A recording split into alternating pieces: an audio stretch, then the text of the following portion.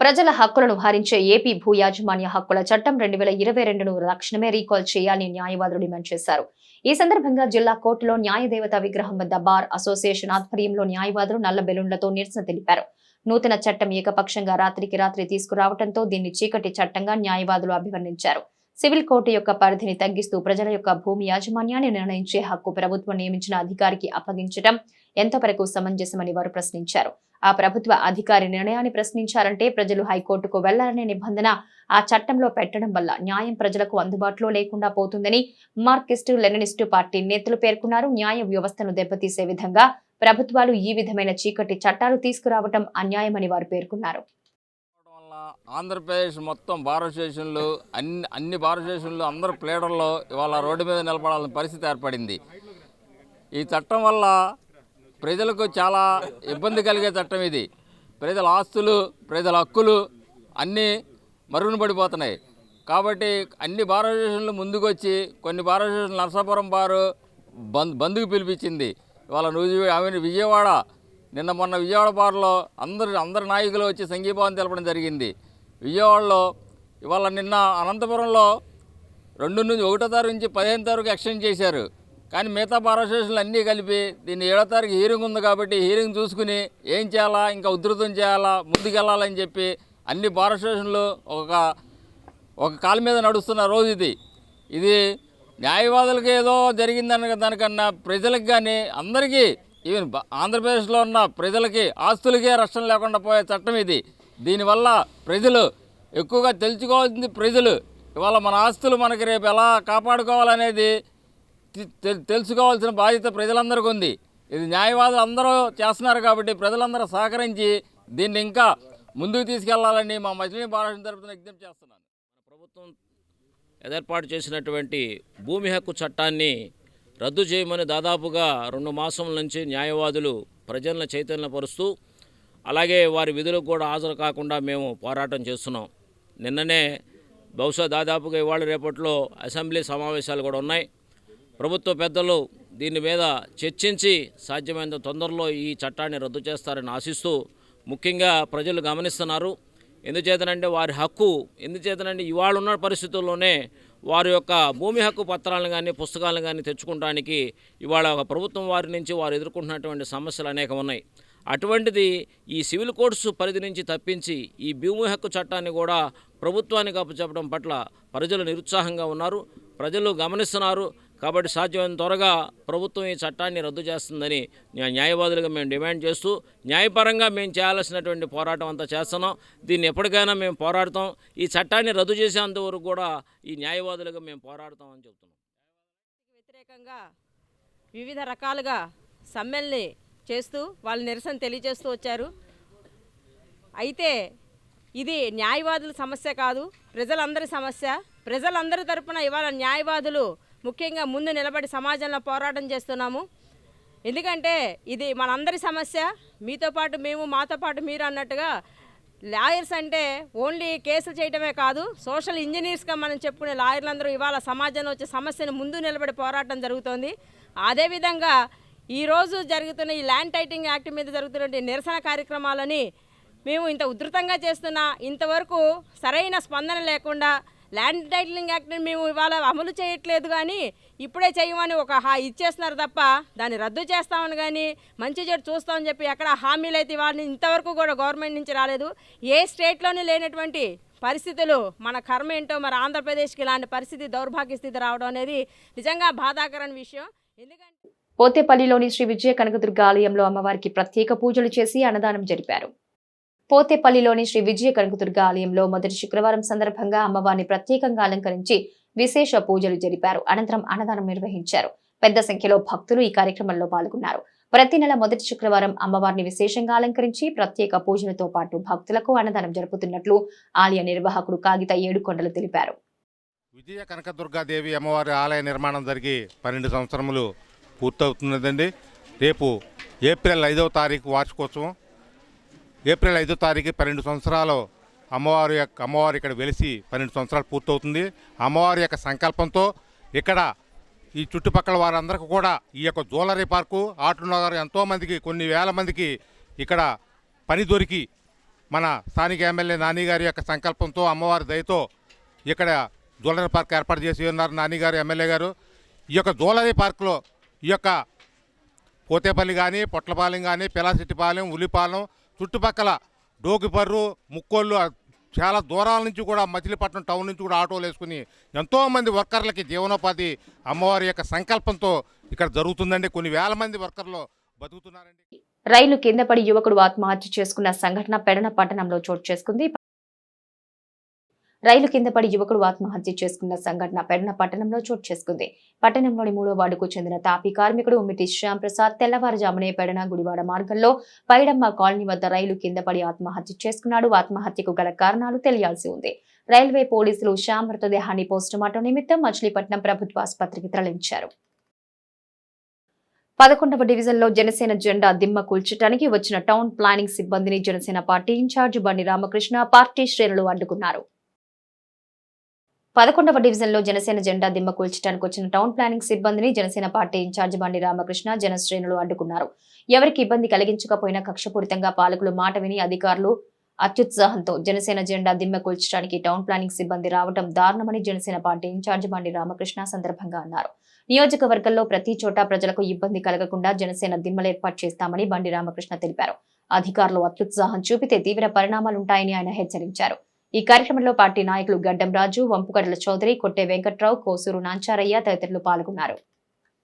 మరి ఈ రోజున 11వ డివిజన్లో శాని శివ గారు, కరుణాకర్ గారు కలిసి ఇక్కడ జనసేన మరి జెండా దిమ్మని కడతం జరిగింది. దాన్ని తొలగించాలని చెప్పి సచివాలయం సిబ్బంది వచ్చి హడావిడి చేస్తున్నారు. నిజంగా మున్సిపాలిటీ వాళ్ళు కూడా ఊళ్ళో ఎన్ని ఉన్నాయో అవన్నీ కూడా తీసేస్తే మేము తీసేస్తాం. ఇదే కాదు, ప్రతి పేటలో మేము దిమ్మ కడతాం, దాంట్లో అనుమానం లేదు. న్యాయం అనేది మేము మున్సిపాలిటీలో ఉన్నట్టు సిబ్బందికి గౌరవిస్తాం, పోలీసు వారికి గౌరవిస్తాం. అలా అని మమ్మల్ని అన్యాయం చేయాలని చెప్పి వాళ్ళకి మాత్రం ఊరుకుంటే మాత్రం ఏ పార్టీ దిమ్మ కట్టినా దేని జోలికి వెళ్లకుండా మేము కడితే మా జోలికి రావడం అన్యాయం. ఇది ఇలాంటి అన్యాయం జరిగితే దేనికైనా సిద్ధమవుతాం తప్ప వెనకాడే ప్రసక్తే లేదు. ఈ విషయంలో పెద్దలు, పోలీసు వారు, అలాగే సచివాలయం సిబ్బంది కూడా ఆలోచించి నిర్ణయాలు తీసుకోండి, అంతే తప్ప రేపు రాబోయేది మా ప్రభుత్వమే. ఆ రోజున మేము కూడా మీ గురించి ఆలోచించాల్సి వస్తుందని జనసేన పార్టీ తరఫున మళ్ళీ రాష్ట్రంలో జగన్మోహన్ రెడ్డి తర్వాత వాళ్ళ అన్యులు ఎక్కడుంటే ఎక్కడ అధికారంలో ఉంటే అక్కడ ఒక నియంతలాగా ప్రవర్తించేటటువంటి సంఘటన మచిలీపట్నం 11వ డివిజన్లో జరిగింది. జనసేన పార్టీ ఆవిర్భావం నుంచి కూడా జనసేన పార్టీ పనిచేస్తూ ఉంది. ఇక్కడ మా ఇన్ఛార్జ్ బండి రామకృష్ణ గారి నాయకత్వంలో మేమందరం కూడా పనిచేస్తూ ఉన్నాం. రాబోయేటటువంటి రోజుల్లో మరి ఎన్నికల సంరంభం ఉంది కాబట్టి జెండా దిమ్మను ఇది ఎందుకంటే ఎవ్వరికి కూడా అడ్డంకి లేనటువంటి ఏరియా, కనీసం ఇక్కడ ఉన్నటువంటి హౌస్ ఓనర్స్ కూడా అబ్జెక్షన్ పెట్టల. దాన్ని నిర్మించుకుంటే దాన్ని కూల్చేయడానికి టౌన్ ప్లానింగ్ అధికారులు వచ్చారు, అలాగే పోలీసు సిబ్బందితో వచ్చి దాన్ని కూల్చేయడానికి ప్రయత్నం చేస్తున్నారు. ఇది ఎంతవరకు న్యాయం అని చెప్పి మేము ప్రశ్నిస్తున్నాం. మీకు ఎవరు అబ్జెక్షన్ పెట్టారు? మచిలీపట్నంలో ఆక్యుపేషన్ చేసినటువంటి వేల ఎకరాలు ఉన్నాయి, వేల స్థలాలు ఉన్నాయి, వేల ఇళ్ళు ఉన్నాయి, వేల రోడ్డు మార్జిన్స్ ఉన్నాయి. ముందు దాని మీదకి వెళ్ళొచ్చి దీని మీద రమ్మని చెప్పి మీకు చెప్తున్నాను. అంతేకాదు ప్రతి డివిజన్లో కూడా మా జన సైనికులు ఎక్కడ ఉన్నా కూడా ఎవరికి ఇబ్బంది లేనటువంటి ప్లేస్లో ఇవాళ నుంచే మొదలెడతాం, ప్రతి చోట కూడా దెమ్మ కడతామని చెప్పి చెప్తున్నాను నేను. 11వ డివిజన్లో మా కరుణాకర్ అలాగే సాయన శివ వీళ్ళేదో సంతోషంగా పార్టీ దిమ్మ కట్టుకుంటుంటే టౌన్ ప్లానింగ్ వాళ్ళు వచ్చి ఆపడం అనేది సమంజసమేనా అని నేను అడుగుతున్నా. మచిలీపట్నం మొత్తం కూడా ఎన్నో దిమ్మలు ఉన్నాయి, ఎన్నో పార్టీ దిమ్మలు ఉన్నాయి. మరి వాళ్ళకి లేని అబ్జెక్షను ఇక్కడ ఈ దిమ్మకే వచ్చిందా? పక్కోళ్ళు కానీ ఎవరో కానీ ఇక్కడ ఈ దిమ్మకి అబ్జెక్షన్ అంటూ పెట్టాల. కానీ టౌన్ ప్లానింగ్ వాళ్ళు వచ్చి ఈ దిమ్మ ఆపండి మేము పడేసేస్తాం అనేది ఎంతవరకే మీరు ఒక్కసారి ఆలోచించాలి. మేము అన్ని డివిజన్లో కూడా మేము దిమ్మలు కడుతున్నాము, మీరు ఆపుకోగలిగితే ఆపుకోండి. అలాగే ఈ 11వ వార్డులో ఇదే విధంగా బస్ షెల్టర్లో ఆఫీస్ చేసుకున్నారు, మేము అభ్యంతరం పెట్టామా? ఒక్కసారి ఆలోచన చేయండి. ఎందుకంటే మీరు మీ ప్రభుత్వం ఎన్ని దుర్మార్గాలకు ప్రవర్తించినప్పుడు కూడా మేము సైలెంట్గా ఉన్నాం.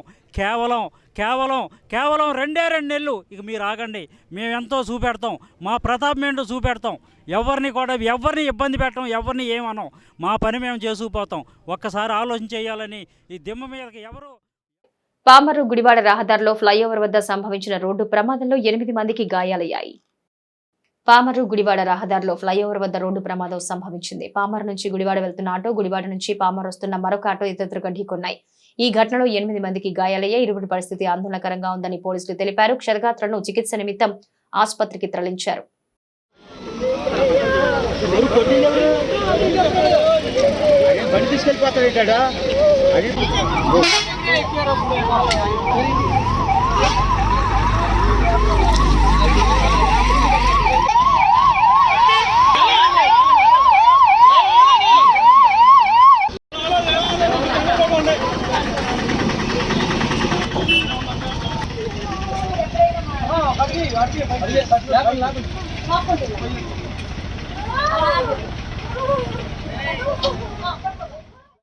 మహిళల ఆర్థిక ఎదుగుదలకు ముఖ్యమంత్రి జగన్మోహన్ రెడ్డి ఎంతో కృషి చేస్తున్నారని పెడన మున్సిపల్ చైర్పర్సన్ కటకం నాగకుమారి అన్నారు.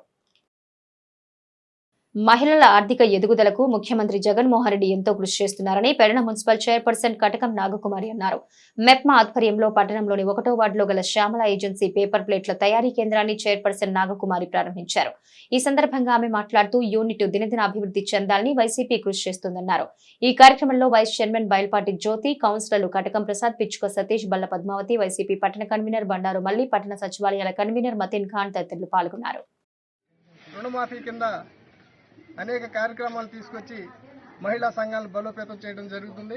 అందులో భాగంగానే ఈ రోజున ఈ యూనిట్ ఇక్కడ ఏర్పాటు చేయడం జరిగింది. ఈ యూనిట్ నిర్వాహకులు రానున్న రోజుల్లో మంచి ఆదాయం పొంది, మంచి సంపాదన పొంది పెడన పట్టణంలో ఆదర్శంగా నిలవాలని, అలాగే మరి ఈరోజు ఈ కార్యక్రమంలో ఈ యూనిట్ని పెడన మొట్టమొదట మహిళా చైర్పర్సన్ నాగకుమారి గారు అమృతాస్థలం మీదుగా ప్రారంభించడం జరిగింది. ఆమె పెడన పట్టణానికి చైర్మన్ అయిన తర్వాత ఇది అతిపెద్ద 2వ కార్యక్రమం. ఇలాంటి కార్యక్రమాలన్నీ కూడా ప్రోత్సహించి ప్రభుత్వం చేసినప్పుడు మా అండదండలు వారికి ఉంటాయని తెలియజేస్తారు. ఈరోజు పెడన 1వ వార్డులో పట్టణ ప్రగతి సమైక్య ఆధ్వర్యంలో ప్లేట్లు తయారీ ఒక పరిశ్రమను మెప్మా ఆధ్వర్యంలో ఏర్పాటు చేయడం జరిగింది. ఈ పరిశ్రమను మన పెండ మున్సిపల్ చైర్పర్సన్ కటకం నాగకుమారి గారు ఈరోజు ప్రారంభించారు. ఆమె ప్రత్యేకంగా ఈ సందర్భంగా అభినందనలు తెలియజేసుకుంటూ, ఈరోజు మన ముఖ్యమంత్రి వైఎస్ జగన్ గారు ముఖ్యంగా మహిళల పక్షపాతి. ఆయన ఈరోజు మెప్మా ద్వారా మహిళలకు వడ్డీ లేని రుణాలు ఇస్తూ ఈ రకంగా వారికి ఆర్థికంగా చేయూత అందిస్తున్నారు. ఈరోజు ఈ యూనిట్ కోసం మెప్మా ద్వారా 1,80,000 రూపాయలను మన సీఎం గారు మంజూరు చేశారు. దీన్ని పెడన పట్టణ ప్రజలందరూ కూడా సద్వినియోగం చేసుకోవాలి. పట్టణ వ్యాప్తంగా ఉన్న వ్యాపారస్తులు కానివ్వండి, రాజకీయ నాయకులు కానివ్వండి, ఈ యూనిట్లో తయారయ్యే ప్లేట్లను బంటుమిల్లి మండలం బాపినపాడు టోల్ గేట్ వద్ద అక్రమంగా తరలిస్తున్న ఆవులను పోలీసులు స్వాధీనం చేసుకున్నారు. బంటుమిల్లి మండలం బాసినపాడు టోల్గేట్ వద్ద అక్రమంగా తరలిస్తున్న ఆవుల్ని పోలీసులు స్వాధీనం చేసుకున్నారు. తెల్లవారుజామునే బాసినపాడు టోల్గేట్ వద్ద గస్తీలో ఉన్న బంటుమిల్లి పోలీసులు అనుమానాస్పదంగా ఉన్న బొలెరో వాహనాన్ని ఆపి అందులో తరలిస్తున్న గోవులను స్వాధీనం చేసుకున్నారు. ఈ సందర్భంగా బంటుమిల్లి పశుసంవర్ధక శాఖ వైద్య అధికారి డాక్టర్ స్ఫూర్తి మాట్లాడుతూ ఎటువంటి పత్రాలు లేకుండా అక్రమంగా గోవుల్ని తరలిస్తున్నారని వివరించారు. కేసు బుక్ చేసిన పోలీసులు ఆ గోవుల్ని చల్లపల్లి మండలం పెద్ద ముక్తేవి ఆశ్రమానికి తరలించారు. విశ్వ హిందూ పరిషత్ మరియు గో సంరక్షకుల సంఘాల సభ్యులు మాట్లాడుతూ ఏ మండలానికి ఆ మండలంలో మార్కెట్ యార్డు చెక్ పోస్టులు ఉన్నప్పటికీ వాటిని దాటుకుంటూ గోవులను అక్రమంగా ఎలా తరలిస్తున్నారని ప్రశ్నిస్తున్నారు. నేను పశువైద్య అధికారిగా పనిచేస్తున్నానండి. పెద్ద తుమ్మిడి బంటిమిల్లి మండలాధికారిని నేను. అయితే ఈరోజు నాకు పోలీస్ స్టేషన్ నుంచి ఒక లెటర్ అనేది రావడం జరిగింది. దానిలో మనకి ఆవుల్ని అక్రమంగా తరలిస్తున్నారు కబేళాలకని చెప్పడం జరిగింది. నేను వచ్చి వెరిఫై చూసుకోవడం జరిగిందండి. దానిలో కూడా చాలా వరకు కూడా అన్నీ కూడా బాగానే హెల్త్ కండిషన్ బాగానే ఉన్న యానిమల్స్ని తరలించడం అనేది జరుగుతుందండి. మామూలుగా మన 1960లో గోవధ నిషేధ చట్టం అనేది ఇవ్వడం అనేది జరిగిందండి. దాని ప్రకారం కూడా ఏ రకమైన ఆవుల్ని కూడా మనం నిషేధం అసలు వధ అనేది చేయకూడదు. అది చాలా తప్పైన పద్ధతి. దానికి గనక ఎలాంటి ఏమైనా చేస్తే దానికి శిక్షార్హులు అవుతారు. అలాగే మనకి 1970 కూడా మనకు క్రూయల్టీ అగైన్స్ట్ యానిమల్స్ అనేది వచ్చింది. అంటే మనం ఏ పశువుల్ని కూడా హింసించకూడదు అనేది కూడా ఒక యాక్ట్ వచ్చిందండి. దాన్ని బట్టి కూడా మనకి 77లో వచ్చిన యాక్ట్ని బట్టి మనకు 1978లో ట్రాన్స్పోర్టేషన్కి అనేది గవర్నమెంట్ కొన్ని రూల్స్ అనేది ఇవ్వడం జరిగిందండి. ఒక యాక్ట్ క్రియేట్ చేసింది.